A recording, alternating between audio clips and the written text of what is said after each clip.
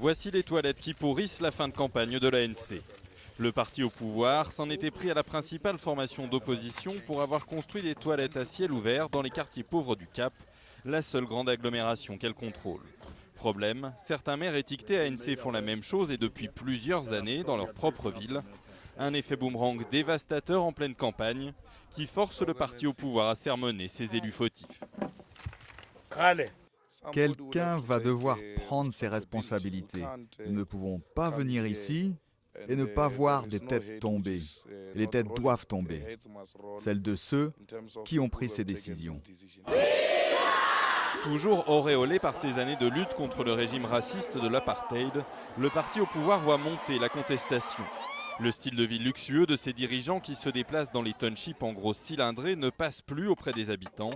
L'année dernière, les manifestations contre les piètres performances des municipalités et des services publics se sont multipliées. Reste à savoir si ces protestations se traduiront dans les urnes. Nous parlons du bulletin de vote et de la brique. Les gens jettent des briques, manifestent, mais une fois dans l'isoloir, ils votent toujours pour l'ANC. C'est pour moi la grande question à suivre dans cette élection. Ce phénomène de la brique et du vote va-t-il continuer? Hélène Zillet, figure de proue de l'opposition, espère bien que non.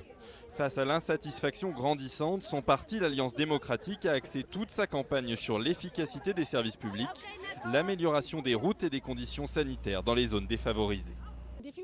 Si vous comparez les performances d'une mairie tenue par l'ANC et d'une mairie tenue par l'Alliance démocratique, la marque de l'ANC, c'est l'échec. La marque de l'Alliance démocratique, c'est des meilleurs services pour tous, et surtout les plus pauvres. Une stratégie destinée à faire basculer une partie de l'électorat traditionnel de l'ANC qui s'était déjà fortement abstenu lors du précédent scrutin. Mais une stratégie qui ne devrait pas empêcher le parti de Jacob Zuma de l'emporter largement. L'ANC avait rassemblé 66% des votes en 2006. Il peut se permettre de perdre quelques points.